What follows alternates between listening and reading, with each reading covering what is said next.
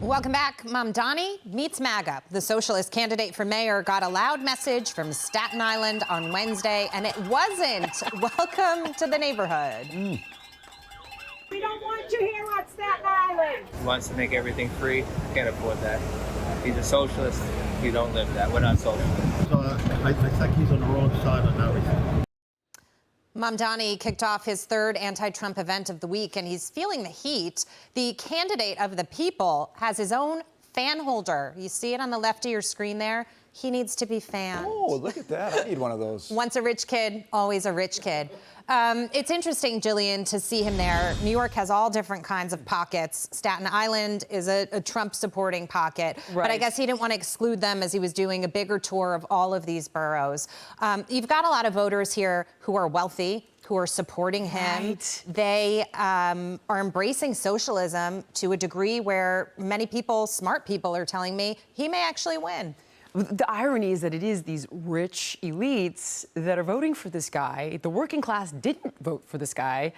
People of color didn't actually vote for this guy. And when those rich people leave the state because of his policies, the working class, they're going to be the ones left with the ramifications. They're going to be the ones that have to pick up the pieces. I would give him credit for going and talking to everybody, but to do it as an anti-Trump tour, not I'm running, for mayor to represent you, to take care of you. It's like you're going in saying, I'm against what you believe in, want to be your mayor. Like, you go in, and if you wanted to do it, and say, maybe I can flip some of these people, you would go in and say, here's what I'm going to do for you. This is why he's a moron, in my view, and he's completely idiotically tone deaf. If he went there, again, if he was doing a listening tour, I want to listen to the people of Staten Island, okay. They'd still scream at him, by the way, because if you know anything about Staten Island. Right. But if you're going to go there and literally urinate on their front lawn and, against Trump, it's so stupid. And I think one of the problems that this poses for his campaign, if I was just like looking at it from a campaign standpoint, is that the more he's exposed, the worse I think it is for him, because the more people get to know his, that let's face it, he's not really a socialist. He's a communist. Take over the means of production, all this stuff he says. The more you get to hear that, I think the more it kind of gets people that are on the fence, who might have thought he was a fresh face, and, they thought Andrew Cuomo has huge negatives, and for a lot of reasons. They're going to start saying, well, maybe this guy ain't the answer. So I just think it was kind of an unforced error. See, I disagree. I think he's a fool, but I don't think he's politically stupid. Well, that was politically stupid. I don't know. Was he going to actually? Because you know what? From there, are his opponents doing a 5-borough tour right now? I don't see them anywhere. Are they making any news in any of the boroughs showing that they're out there, speaking to the issues? Well, wait a second. Wait. Well, first off, Curtis Sliwa is, but be that as it may, he's the Republican. But number two, the problem with Mamdani is the issues. So when he talks about the issues, the more you hear exactly, not like I'm going to give you free rent or free groceries. The more you start hearing about how he wants to socialize grocery stores, how he's going to get rid of cops but hire a bunch of social workers. The more you start hearing that, and that's what happens when you do things like this. The worse it gets for him. Listen, I saw the recent poll.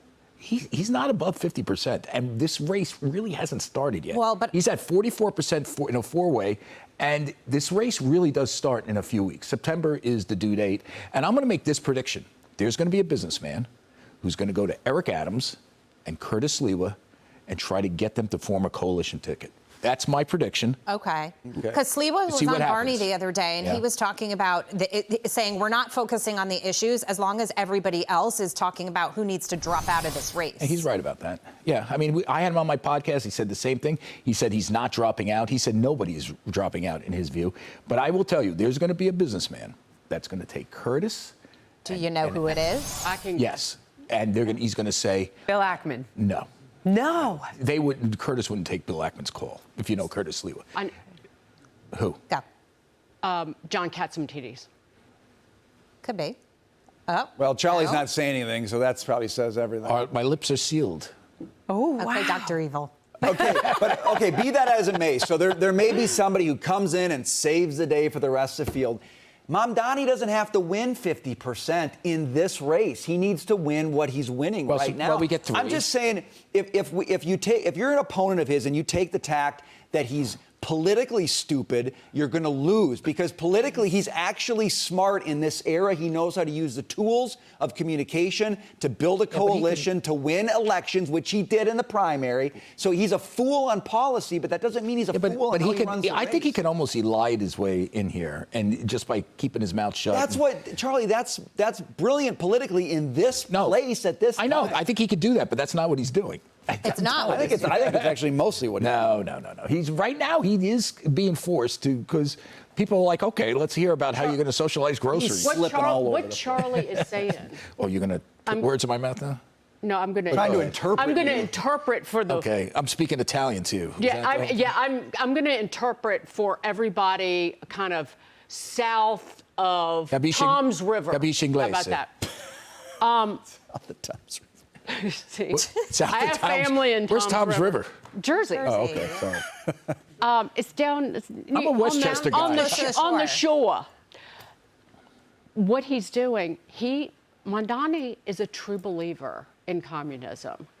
And so when you're a true believer, he thinks he's great. Oh, that's true. And that he is so arrogant. Now, repeat myself, he's so arrogant, he thinks he's going to make communism, Marxism work when, Castro and Stalin couldn't.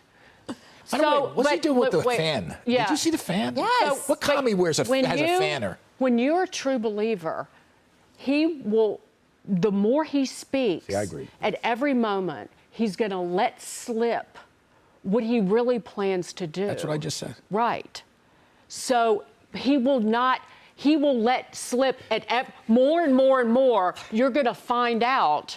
I'm agreeing with you. I'm going to do the fan for you. Right. Okay? You'll find out his Communist Manifesto. Have you seen him discuss doing away with personal property? Yes. Seen that clip of Yes. it? It's scary. But I've also seen him lie, guys. For prisons? I've seen him. Crazy, I've seen him say that he wants to defund the police and have social workers go in to solve He did try to walk that disputes. back, though. But then he lied and said, "I don't want to defund the police." Right. So I hear you that's a taking on that. We got to let him talk and get it out there. But he's slippery. That's a he construction. flip-flops. He's also taking pages from Trump's book. He's trying to be populist. It's a different approach. It's communism, thinly veiled as democratic socialism. He is essentially saying, I hear your economic woes. Yeah.